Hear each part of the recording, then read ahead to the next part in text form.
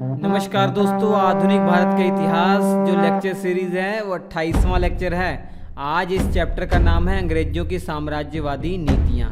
अंग्रेजों ने कौन सी नीतियाँ अपनाई थी जिससे उनका साम्राज्य बहुत तेज़ी से विकसित हुआ। उनका साम्राज्य इतनी तेज़ी से बढ़ा कि कल्पना करना भी मुश्किल है। तो इसमें दो नीतियाँ उनकी सबसे महत्वपूर्ण थी जो उनके साम्राज्य विस्तार के लिए उत्तरदायी मानी जाती है।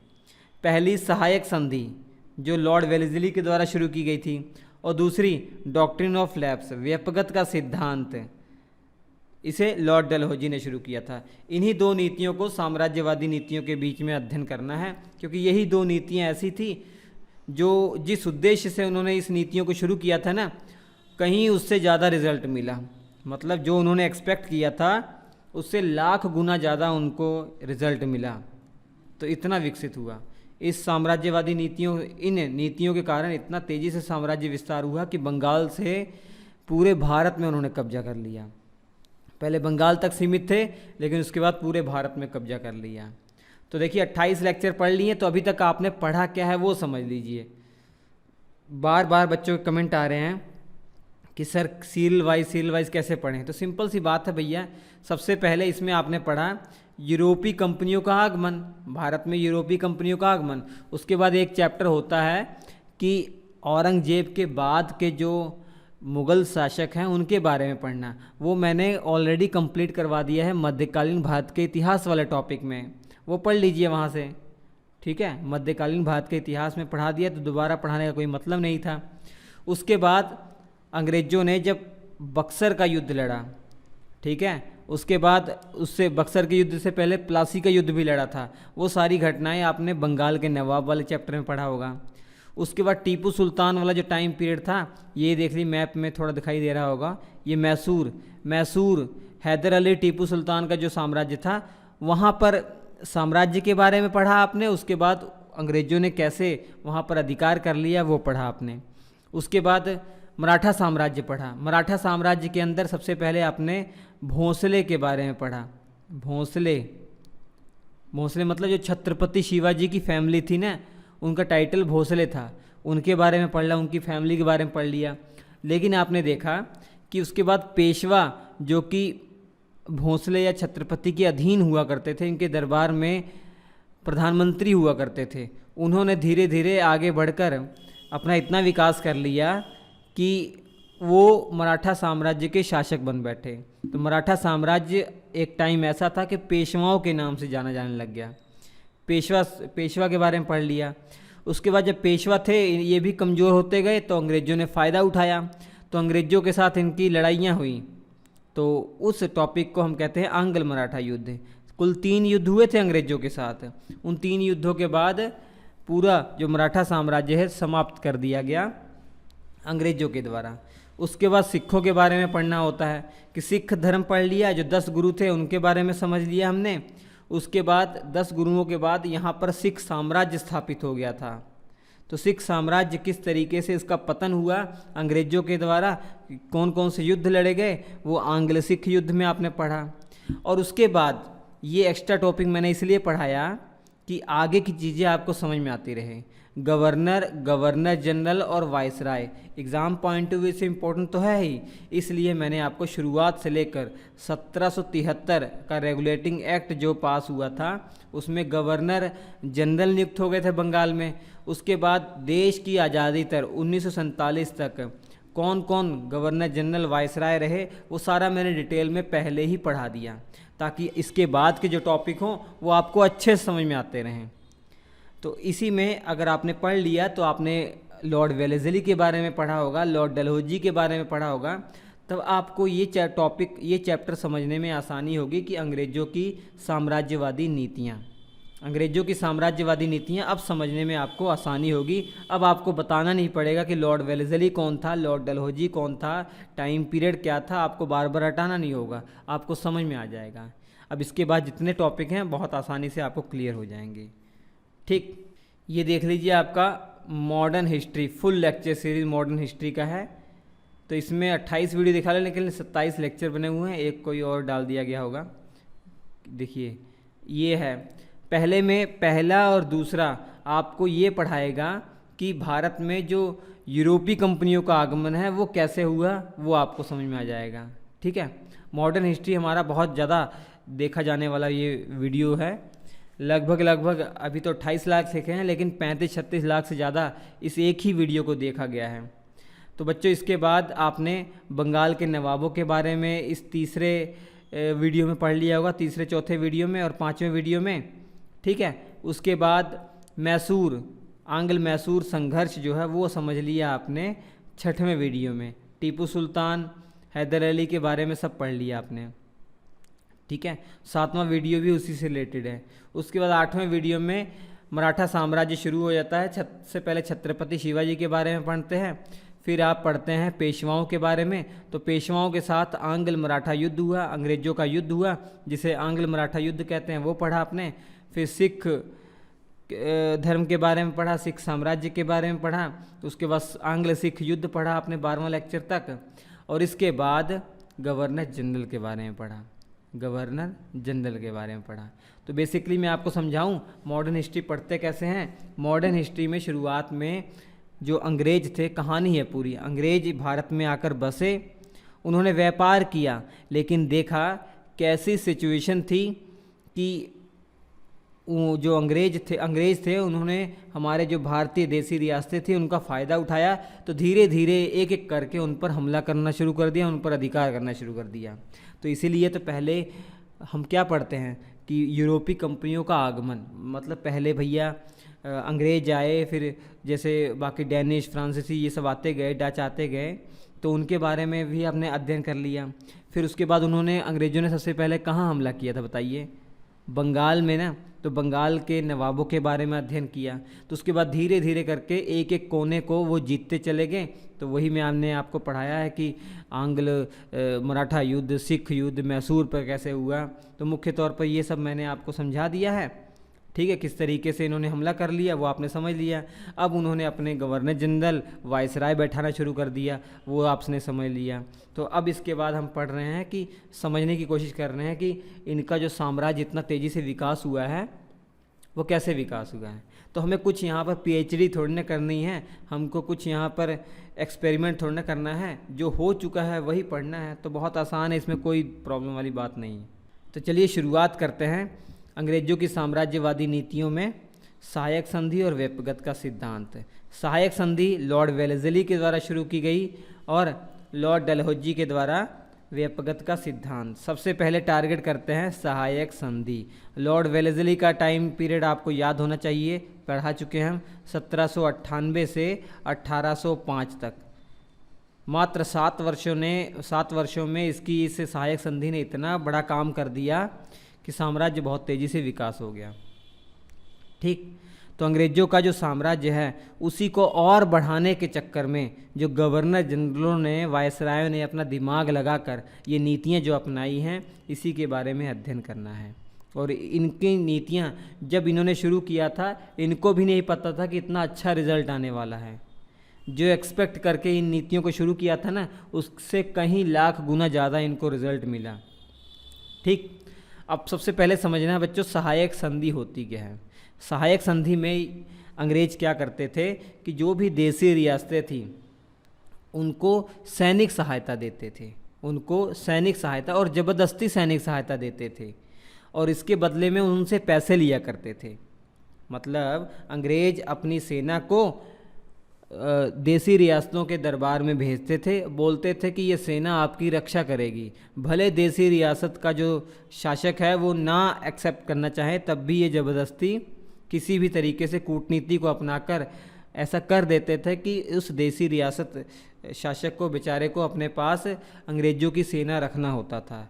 अंग्रेज़ों की सेना रख लिया उसमें तो फ़ायदा ही है, लेकिन प्रॉब्लम ये थी ना, अंग्रेजी सेना रखना है और जितनी भी सेना है उनके खाने पीने की व्यवस्था, उनकी सैलरी, जो भी सारा खर्चा है वो देसी रियासत के ऊपर जाएगा। अब ऐसे भी देसी रियासत हुए हैं कि उनके पास सैलरी देने के लिए पैसा ही नहीं बचा। अगर पैसा नहीं होता था तो ज़मीनें वो अंग्रेज़ों को देनी पड़ती थी कि जो देसी रियासत है अपने जो क्षेत्र हैं वो अंग्रेज़ों के नाम कर दिया करते थे। धीरे धीरे क्षेत्र देते गए और देसी रियासत जो है वो बर्बाद होते गए। ठीक है। और इसके अलावा इस सहायक संधि के तहत अंग्रेज़ों ने ये भी कहा था कि उनका एक मेन अधिकारी वहाँ पर बैठेगा जहाँ पर राजा जो होगा ना दरबार में, जहाँ से रूल करेगा, उसके दरबार में भी एक सीट उनके एक अधिकारी की होगी, जिससे ये हो रहा था कि आंतरिक मामले क्या है उसकी सूचना अंग्रेज़ों को मिल रही थी। तो जो देसी रियासतों की क्या कमजोरी है वो अंग्रेज़ों को पता लग रही थी। तो पूरी तरीके से देसी रियासत को कंट्रोल करने के लिए ये उत्तरदायी हुई सहायक संधि। तो हम समझ में आ गया होगा सहायक संधि क्या है। अब शुरुआत की बात करते हैं। तो ऐसा नहीं कि भारत में लॉर्ड वेलेस्ली ने ही सहायक संधि की शुरुआत की, नहीं। सहायक संधि की शुरुआत भारत में डुप्ले ने की है 1740 ईस्वी में। डुप्ले ये फ्रांसीसी गवर्नर था। हालांकि इसने जो सहायक संधि को अपनाया था बहुत छोटे लेवल पर अपनाया था, विधिवत तरीके से बड़े पैमाने पर यूज़ किया था लॉर्ड वेलेस्ली ने। इसमें सफलता पाई थी लॉर्ड वेलेस्ली ने। इसीलिए तो भारत में सहायक संधि का जनक किसको बोल दिया जाता है? लॉर्ड वेलेस्ली को बोल दिया जाता है। ठीक है, सहायक संधि का जनक, सहायक संधि, ये बहुत महत्वपूर्ण फैक्ट मैं आपको बता रहा हूँ। सहायक संधि का जनक कौन है बच्चों?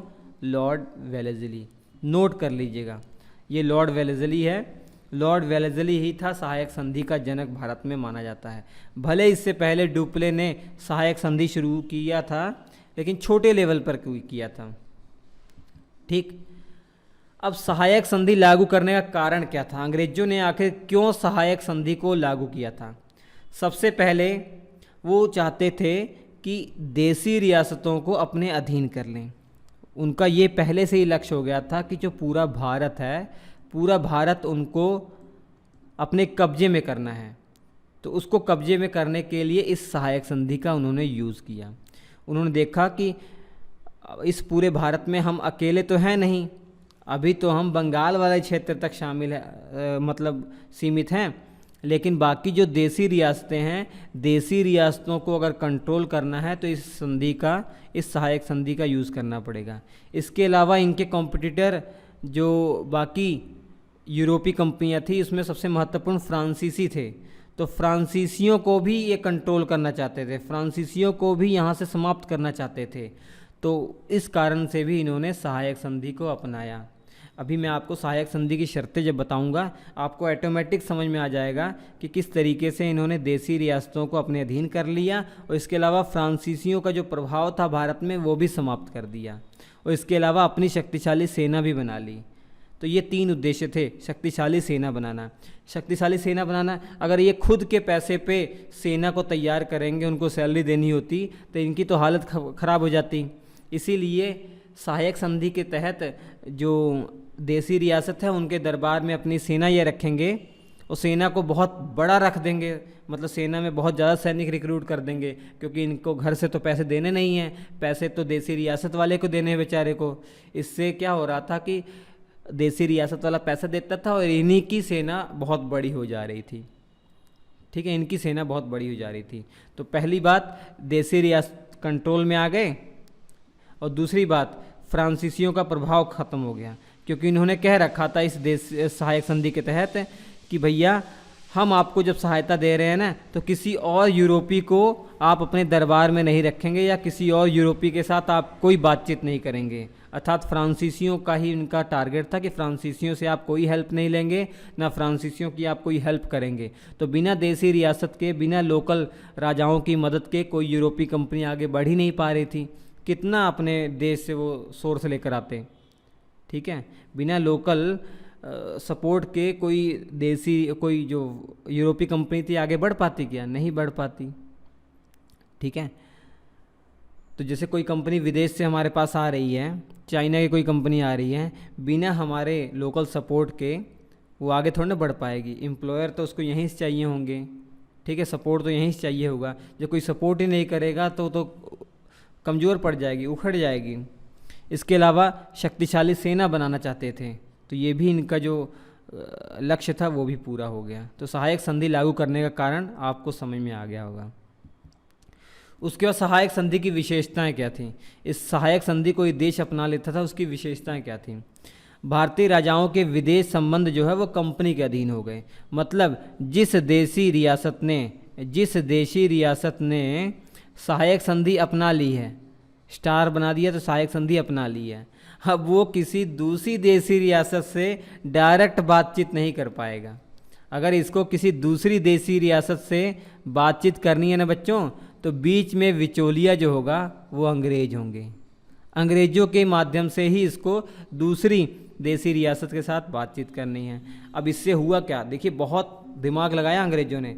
इससे हुआ ये कि एक देशी रियासत दूसरी देशी रियासत से मिल नहीं पा रही है कि बाई चांस आगे चलकर एक गुट बना के अपना साम्राज्य और मजबूत करें, तो वो हो ही नहीं पा रहा। ये अकेला पड़ गया है। इसको जो भी बातचीत करनी है, जो भी संधि करनी है, वो अंग्रेजों के माध्यम से करनी होगी। ठीक है, अगर जिस देशी रियासत ने सहायक संधि अपना ली उसके लिए मैं कह रहा हूँ। ठीक, इसके अलावा बड़े राज्य जो हैं अपने राज्य में अंग्रेजी सेना रखेंगे और जिसकी कमान जो होगी अंग्रेज अधिकारियों के हाथ में होगी, जबकि सेना का जब पूरा खर्च है वो राज्य उठाएगा।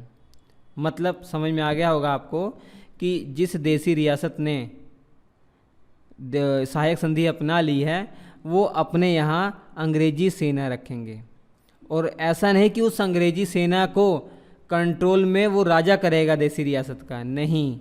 अगर वो राजा करता तो फ़ायदा ही था, वो उस पूरे सैनिकों को अपने अधीन कर लेता। लेकिन उस जो सेना जो अंग्रेजी सेना है उसकी जो कमान है वो अंग्रेज अधिकारी के ही हाथ में होगी। लेकिन उस अंग्रेज अधिकारी का और पूरी सेना का जो खर्चा है वो बेचारा ये देशी रियासत का ही जो राजा है वो व्यय करेगा। ठीक, इसके अलावा राज्यों को, देशी रियासतों को अपने राज्य की जो राजधानी है उसमें एक अंग्रेजी अधिकारी को भी रखना अनिवार्य है। मतलब कहने का भाव यह है कि जो देशी राजा है ना वो कहाँ से रूल करता है, कहाँ से शासन करता है, अपनी राजधानी से करता है। अपनी राजधानी में उसका एक किला होता है, उसमें बैठता है और वहाँ पर एक अंग्रेज अधिकारी भी बैठेगा, जिससे कि क्या कमियाँ हैं इस राजा में, क्या कमियाँ हैं इस पूरे साम्राज्य में, किस तरीके से अंग्रेज इस पर अधिकार कर सकते हैं, ये सारी जानकारी अंग्रेज अधिकारी अंग्रेजियों को देगा। इससे कमजोरियां पता लग जाएगी। और अगर कोई राजा अंग्रेज़ों के खिलाफ षड्यंत्र भी करना चाहे वो चाहकर भी षड्यंत्र नहीं कर पाएगा, क्योंकि अंग्रेजी जो अधिकारी है वो वहाँ पर उपस्थित है। इसके अलावा राज्य कंपनी की अनुमति के बिना किसी यूरोपीय को अपनी सेवा में नहीं रखेगा। इनका मेन टारगेट था कि फ्रांसीसियों को अपनी सेवा में ना रखें देशी रियासत। तो देशी रियासत जिसने सहायक संधि अपना ली है वो किसी भी फ्रांसीसी या किसी अन्य यूरोपीय को अपनी सेवा में नहीं रखेगा, ना उसकी मदद करेगा। इससे ऑटोमेटिक जो बाकी जो यूरोपीय हैं वो कमज़ोर होते चले जाएंगे। अंग्रेज मजबूत होते चले जाएंगे, वो कमज़ोर होते चले जाएंगे। या कमज़ोर हो जाएंगे तो उनको उखाड़ कर फेंकना बहुत आसान हो जाएगा इनके लिए। इसके अलावा कंपनी राज्य के अन्य शत्रुओं से रक्षा करेगी। मतलब कंपनी जो है ये वादा कर रखा था कि अगर आप सहायक संधि अपनाएंगे तो बाकी जो शत्रु हैं आपके, जो आसपास के जो देशी राज्य हैं, देशी रियासतें जो आपके शत्रु हैं, उनसे हम आपकी मदद करेंगे, इतना वादा कर रखा था। इसके अलावा कंपनी ने ये भी कह रखा था हम आपके आंतरिक मामलों में हस्तक्षेप नहीं करेंगे, कि मतलब आप वजीर किसको बना रहे हैं, आप किसको अधिकारी बना रहे हैं, किसको कितना दान दे रहे हैं, हम वो आपके जो आंतरिक मामले हैं उसमें कोई हस्तक्षेप नहीं करेंगे। हम बस आपके जो बाहरी मामले हैं ना, जो विदेशी संबंध है, उन पर कंट्रोल करेंगे, आंतरिक मामलों से कुछ नहीं करेंगे। ठीक, इन्होंने ये कह रखा था ना कि भैया सहायक संधि विश्वास दिला रखा था, देशी रियासतों के दिमाग में भर रखा था राजाओं के, कि ये आपके फ़ायदे के लिए है, क्योंकि जो विदेशी संबंध में हम बीच में इसलिए आ रहे हैं कहीं आपके उससे संबंध बिगड़ जाएं, वो आप पर अटैक कर दे। अगर हम बीच में होंगे तो वो ऐसा कुछ कर नहीं पाएगा, आपकी रक्षा होती रहेगी। ये सब बहाना मार कर इन्होंने मिट्टी गोली दे दी देशी रियासतों को। तो ये थी सहायक संधि की विशेषताएँ। आगे बढ़ने से पहले बता दूं बच्चों, Shri education app SHRI education app, ये श्री एजुकेशन ऐप को प्ले स्टोर से डाउनलोड कर लीजिए, क्योंकि अब तक के सबसे बेहतरीन जो क्लास नोट्स हैं वो इसी एप्लीकेशन पर अवेलेबल हैं। बहुत कम प्राइस हैं, ठीक है। इतिहास से लेकर भूगोल तक, मतलब जितने भी जीएस के सब्जेक्ट हैं सभी आपको यहाँ पर मिल जाएंगे क्लास नोट्स, और बेहतरीन भाषा में मिलेंगे, बेहतरीन सिंपल तरीके से मिलेंगे। पढ़कर आपको बहुत मज़ा आने वाला है। कोई किताब को आपको एक्स्ट्रा पढ़ने की ज़रूरत नहीं है, बस इस क्लास नोट्स को पढ़ के चले जाइए, आपका काम हो जाएगा। अगर उस पर 25% का डिस्काउंट आपको चाहिए तो ये जो कोड है SHRI25, ये कोड इस्तेमाल कर लीजिए, आपको 25% का डिस्काउंट मिल जाएगा। इसके अलावा जीएस में अगर आप कमज़ोर हैं तो जीएस फाउंडेशन बैच वहाँ चल रहा है, तो वो ज्वाइन करके आप कंप्लीट जीएस पढ़ सकते हैं, मज़ा आएगा आपको बहुत। अब देखिए सहायक संधि से अंग्रेजों को लाभ क्या हुआ। सबसे पहली बात, कंपनी का विस्तार हो गया। कंपनी का विस्तार कैसे हुआ? मान लीजिए एक कंपनी है और जिस देसी रियासत ने सहायक संधि अपना ली है, इनसे ये पैसा चूस रहे हैं। अब एक टाइम ऐसा आएगा कि देसी रियासतों के पास पैसा बचा ही नहीं। जब ये कहीं हमला नहीं कर पा रहे हैं, कहीं दूसरे देसी रियासत को लूट नहीं पा रहे हैं, तो इनके पास पैसा आएगा कैसे? और जो लोकल प्रजा है वो भी देख ली कि भैया ये तो अंग्रेज़ों के अधीन हो गया, तो वो टैक्स भी नहीं दे रही होगी। तो इनके पास फंड जब ख़त्म हो गया तो इसके पास देसी रियासतों से इन्होंने ज़मीनें लेना शुरू कर दिया। तो एक टाइम ऐसा आया कि ज़मीनें सारी खाली हो गई और देसी जो राजा था वो रंक बन गया। इसका धीरे धीरे पूरा जो साम्राज्य है वो अंग्रेज़ों के अधीन आ गया। तो अंग्रेज़ों का क्या हुआ, ये साम्राज्य बढ़ गया। इसी तरीके से अंग्रेज़ों का साम्राज्य जो है वो बहुत विस्तारित हुआ। इसके अलावा बहुत बड़ी सेना रख ली। जो अंग्रेज थे वो क्या करते थे, देसी राजा के दरबार में अपनी सेना रखते थे, और सेना छोटी मोटी नहीं, बहुत बड़ी सेना रख देते थे। बहुत सैनिकों को रिक्रूट करके वहाँ रख देते थे, क्योंकि इनको घर से तो पैसे देने नहीं हैं, पैसे देने हैं देसी रियासतों को, और सैलरी भी बहुत अधिक रख दिया करते थे, जिससे कि लालच में सभी लोग आके शामिल हो जाया करते थे। तो देसी राजा को इनकी सैलरी देनी है। तो इस तरीके से जो सेना है वो इनडायरेक्टली है तो अंग्रेज़ों की ही ना, तो अंग्रेज़ों की सेना बहुत बढ़ गई है। तो विशाल सेना की प्राप्ति इनको हो गई है, और भारतीय शासकों पर नियंत्रण हो गया। आपको पता लग गया कि जब भैया जो देसी रियासत है वो किसी दूसरी देसी रियासत के साथ कोई बातचीत नहीं कर पाएगा, कोई संधि नहीं कर पाएगा बिना अंग्रेज़ों की अनुमति के, बिचौलिए का काम अंग्रेज़ करेंगे, तो पूरा कंट्रोल हो ही गया भारतीय शासकों पर। इसके अलावा जो कैपिटल है, देसी रियासत की राजधानी है, वहाँ पर अंग्रेज अधिकारी होगा।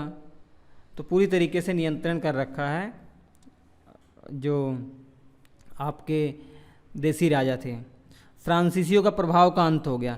फ्रांसीसियों की कोई हेल्प ही नहीं कर रहा है, कोई भी देसी राजा फ्रांसीसियों की हेल्प नहीं कर रहा है, क्योंकि उन्होंने सहायक संधि अपनाई हुई है, और सहायक संधि में ये टर्म एंड कंडीशन है कि किसी देसी रियासत की हेल्प नहीं करनी है, किसी आपको और जो यूरोपीय कंपनियां हैं दूसरी अंग्रेज़ों के अलावा, उनकी हेल्प नहीं करनी है। तो धीरे धीरे फ्रांसीसियों का प्रभाव ख़त्म होना शुरू हो गया और अंग्रेजी साम्राज्य का विस्तार होना शुरू हो गया। तो ये लाभ हुए सहायक संधि से अंग्रेज़ों को। इसके अलावा सहायक संधि से देसी रियासतों को हानियाँ क्या हुई? देसी रियासतों को हानियाँ ही हानियाँ हुई। कोई ऐसा चीज़ नहीं है जो लाभ हुआ हो, कि बस ये हो सकता है कि उनकी रक्षा इन्होंने की हो, कि कोई इन पर बाहरी आक्रमण ना किया हो। कोई बाहरी आक्रमण अगर होता तो क्या पता वो देसी रियासत ख़त्म हो सकती थी। बस इन्होंने ये काम किया कि उनकी रक्षा की है। नुकसान क्या हुआ? आर्थिक बोझ बन गया बच्चों। ये कंपलसरी हो गया कि जो सेना हमारे यहाँ रखी गई है उनको सैलरी देनी है, जो हमारी राजधानी में जो अधिकारी को रखा गया उनको सैलरी देनी है। तो आर्थिक बोझ बनकर आगे बढ़ा देसी राजाओं के ऊपर, ठीक है, बहुत बोझ हो गया। और शासकों पर भी बुरा प्रभाव पड़ा। अब कई शासक थे ना, वो सहायक संधि अपनाकर निश्चिंत हो गए कि भैया अब तो कोई टेंशन नहीं है, अब हमारी रक्षा तो अंग्रेज करेंगे, अंग्रेजी जो सेना है इनका काम है, बाकी जो बाहरी युद्ध होंगे ये सब लड़ेंगे। हमको कोई टेंशन नहीं लिया, हमको बस राज करना है। वो अय्यासी करने लग गया। शासक अपने आप को भूल गया कि भैया वो राजा है, प्रजा उसके अधीन है, वो राजा है, उसके पास ताकत है, तलवार के दम पर वो पूरा क्षेत्र जीत सकता है। ये सब तो भूल गया, वो अपनी पावर को भूल गया। तो शासकों पर बुरा प्रभाव पड़ा, आलसी हो गए, भोग विलासी हो गए, औरतों में उनका इंटरेस्ट हो गया और साम्राज्य में कोई इंटरेस्ट नहीं रहा, राजपाट में कोई इंटरेस्ट नहीं रहा। तो जनता पर भी कुप्रभाव पड़ा। जनता ने क्या किया, राजा की जो वैल्यू थी वो घटा दी। राजा का जो स्टेटस था वो जनता की नज़र में कम हो गया कि भैया ये क्या हमारी रक्षा करेगा, ये तो खुद अंग्रेज़ों के अधीन है। और जनता पर भी ये प्रभाव पड़ा कि जनता को नुकसान बहुत हुआ, क्योंकि देसी रियासत के अधीन वो जब क्षेत्र आ गए तो इन पर अधिक से अधिक टैक्स लगाया जाने लग गया, इनको प्रताड़ित करने लग गया, जाया जाने लग गया। तो जनता पर भी बहुत बुरा प्रभाव पड़ा। तो ये हानियाँ हुई। उसके अलावा सहायक संधि को अपनाने वाले कौन कौन से राज्य हैं? तो सबसे पहले सहायक संधि को हैदराबाद ने अपनाया था 1798 में। बहुत महत्वपूर्ण। लॉर्ड वेलेस्ली जी का टाइम पीरियड शुरू हुआ जब ही, जिस वर्ष सहायक संधि को इसने शुरू किया उसी वर्ष हैदराबाद के जो निज़ाम थे, ये देख लीजिए हैदराबाद के निज़ाम, हैदराबाद के निज़ाम, ये इन्होंने सहायक संधि को अपना लिया। तो सहायक संधि को अपनाने वाला पहला राज्य ये था। उसके बाद मैसूर, टीपू सुल्तान वाला मैसूर देख लीजिए, ये मैसूर, ये है मैसूर।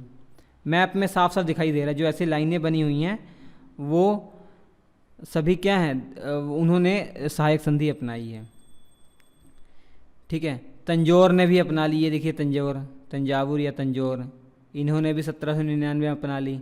अवध, अवध देख लीजिए उत्तर प्रदेश के आसपास, इन्होंने भी अपना ली है। पेशवा, तो आपको बताया था 5 इनकी शाखाएं थी मराठाओं की, पेशवा, भोंसले, सिंधिया, इन्होंने अपना ली है। ठीक है, पेशवा, सिंधिया, पेशवा, भोंसले और सिंधिया। इसके बाद गायकवाड़, होलकर और भी 2 थे, तो इन तीनों ने अपना लिया है। पेशवा ने 1802 में अपना लिया। बराड़ के जो भोंसले थे 1803 में। ये जो भोंसले थे छत्रपति की फैमिली के थे ये, ठीक। और ये पेशवा थे बालाजी बाजीराव की फैमिली के थे। और सिंधिया ने 1804 में अपना लिया। तो ये महत्वपूर्ण जो राज्य थे जिन्होंने अपनाया है। ठीक है। इसके अलावा छोटे मोटे और राज्यों ने अपनाया था, लेकिन ये महत्वपूर्ण है परीक्षा की दृष्टि से, इन्होंने अपनाया था। अब इसको एक आप याद तो करना है आपको। एक ट्रिक मैं आपको बता सकता हूँ, हालांकि आप अपनी भी ट्रिक बना सकते हैं। हम टैप भैंस याद रख सकते हैं, आपको याद रखें, हम टैप खोलकर भैंस को धो रहे हैं या नहला रहे हैं, तो इससे आपको हम टैप भैंस याद हो जाएगा। हम से ह से हैदराबाद, म से मैसूर, टैप में टी से तंजौर, ए से अवध, पी से पेशवा, भैंस भ से भोंसले और स से सिंधिया। इस तरीके से आप ट्रिक से याद कर सकते हैं। ठीक है। अगर याद करना चाहें या अपनी ट्रिक अपनाना चाहें या वैसे याद करना चाहें तो कर लीजिए। अब मैप में एक बार देखिए, मैप को मैं बड़ा करता हूं तो अब आपको समझ में आएगा। देखिए ये 1767 का मैप है, जब रॉबर्ट क्लाइव जो गवर्नर था बंगाल का, वो इस्तीफ़ा देकर गया था, तो उसके टाइम पीरियड पर मुख्य तौर पर ये बंगाल ही था अंग्रेज़ों का। लेकिन उसके बाद देखिए बच्चों, लगभग 35-36 साल के बाद देखिए 1805 में जब लॉर्ड वेलेस्ली छोड़कर गया, इस्तीफ़ा देकर गया, तब अंग्रेज़ों का हाल देख लीजिए। इतना बड़ा साम्राज्य उन्होंने फैला लिया था, इतना बड़ा साम्राज्य उन्होंने फैला लिया था। तो ये फैलाने का जो मुख्य कारण था वो सहायक संधि ही थी। सहायक संधि के कारण इन्होंने इतना बड़ा साम्राज्य फैला पाए। ठीक। तो सहायक संधि ने उनको बहुत साथ दिया। तो जितनी उम्मीद थी लॉर्ड वेलेस्ली को, उससे ज़्यादा खरी निकली। तो बच्चों ये था आपका साम्राज्यवादी नीतियों में पहला जो नीति थी लॉर्ड वेलेस्ली के द्वारा सहायक संधि, वो मैंने आपको बता दिया। अब इसके बाद व्यापगत का सिद्धांत आप पढ़ेंगे इसके नेक्स्ट वाले लेक्चर में। ठीक है। तो हम आपसे मिलते हैं अगले एपिसोड में। अच्छा लगा होगा तो लाइक कीजिएगा, शेयर ज़रूर कर दीजिए। शेयर नहीं कर रहे हैं आप, वीडियो को आप देख लेते हैं अच्छे से लेकिन शेयर नहीं करते, लाइक नहीं करते हैं, तो बाकी लोगों तक नहीं पहुंच पा रहा है। मुझे नहीं लगता इससे भी कुछ बढ़िया क्वालिटी हो सकती है। बहुत अच्छी तरीके से मैंने समझाया। इसको पढ़ने के बाद कोई भी एग्ज़ाम का जो प्रश्न आया हुआ वो करके देखिए, हवा लगेगा। पूरी कहानी में की तरह बताया मैंने, फिल्म की तरह बताया है। ठीक, तो स्क्रीन पर लेक्चर आ रहे हैं, देख लीजिएगा। आपसे मिलेंगे अगले एपिसोड में, तब तक के लिए नमस्कार।